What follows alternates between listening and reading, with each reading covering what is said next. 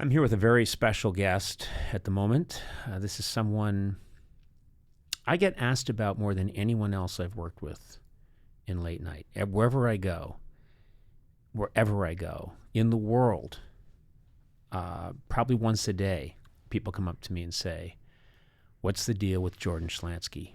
He is a phenomenon. So I thought I'd have Jordan come in, sit down, and maybe we'd talk about this and see if we can't figure out what this relationship is really all about. So sitting here is Jordan Schlansky. Hello, Jordan. Hi. Are you close enough to the microphone? You have to tell me. That's not my responsibility. Okay. Well, why don't you put the microphone a little closer to your mouth? You are being an incredible prick already. I didn't realize I was functioning as an audio engineer, but I'm happy to comply. Okay. I'm not an audio engineer, Right. but I could tell immediately. I don't know how these are calibrated. You've been in this studio many times. This is my first appearance. Okay. If you're listening right now and you're driving and you're clenching the wheel angrily, I apologize. That's because, like me, when someone comes on and takes an arrogant, inhuman tone, you get upset. Why would you assume I know how many inches this is meant to be from my mouth? That's like quite an assumption. That's a great sentence. Point towards your chair. You point towards your How chair. many inches is this from my mouth? You just opened yourself up to, if the impractical jokers right now were on the line, they'd be having a blast. How many inches is this from my mouth? Jordan, let's get started. Before you get combative or strange, please answer these questions succinctly. How did you come to work for me? Do you remember the year? I do. The year was 1994. I was an unpaid intern initially, and then I was hired to continue my employment. Okay. So you started out as an intern, and then some fucking idiot decided to hire you on permanently, and you were paid. And then eventually you got a title on the show, which was? Oh, I don't remember what I started at. There were numerous titles. Yes, I'm sure there were numerous. What was the title you ended up with? Associate producer. Right.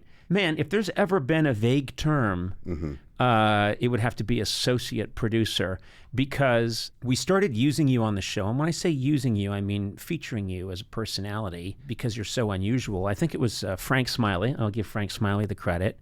Frank Smiley, longtime producer on our show, said, "Jordan's fascinating. We need to get him on camera." I thought that was kind of immoral, in a way, to take advantage of someone with your limitations and exploit you. But Frank was determined, and we did. And so I also blame Frank for empowering you. Frank's here, by the way. Frank, well, do you remember Jordan worked on the show, and yes. then you one day said, we got to get this guy on camera? Well, it was an easy softball for you to hit out of the park every time. Because we had this relationship and it wasn't being recorded. Yes. The relationship that people see in these remotes was basically going on in the office every single day. Yes. And people think, oh, is this an act? No, it's not an act, because it was going on for several years before you even thought to put this on camera. That's right. It was during the writer's strike when we were desperate for material that didn't need any writing. Yes. You just needed me and Jordan in a room together, and stuff would start to happen. Right. Because he's so naturally provocative. Yes. There's nobody like Jordan, and he's a strange man. Yeah. And it's obvious that America loves him. Yeah. America has taken you to its collective bosom. I do mean bosom. Jordan, I swear to God, almost every day people ask me what's the deal with Jordan. My son loves In-N-Out, the In-N-Out hamburger chain here in California. And a bunch of years ago, we're passing one, and my son is really hungry, and he says, "Hey, can we go to In-N-Out?" And I say, "Sure thing." So we pull over into the parking lot, and my son goes in to place his order, and I'm standing outside the car. A semi-truck, screeches to a halt. The driver puts it in neutral and puts on the emergency brake, jumps out and runs across the highway and says to me, "I just have to know, is Jordan real?"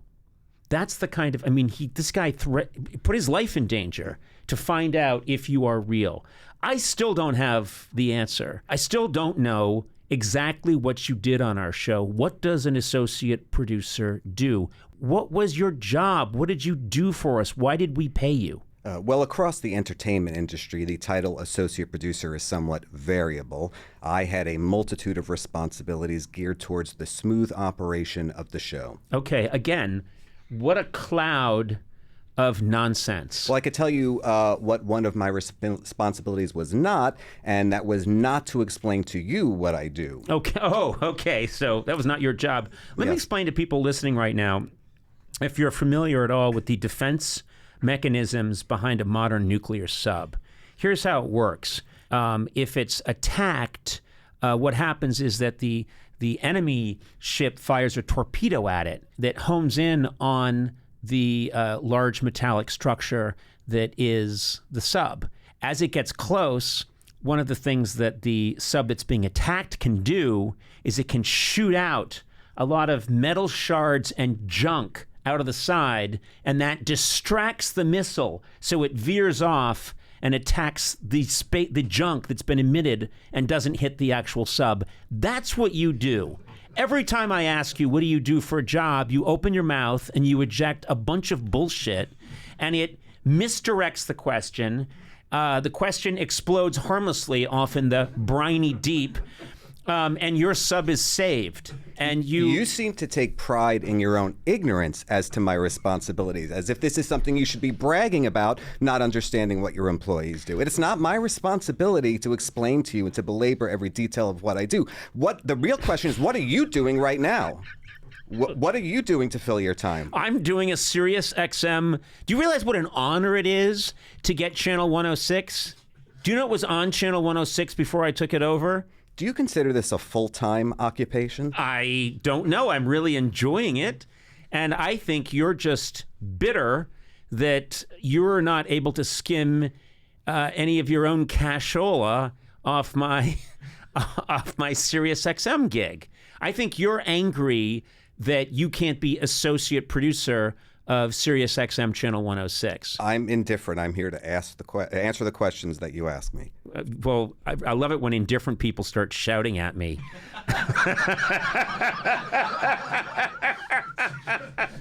I'm completely indifferent, asshole!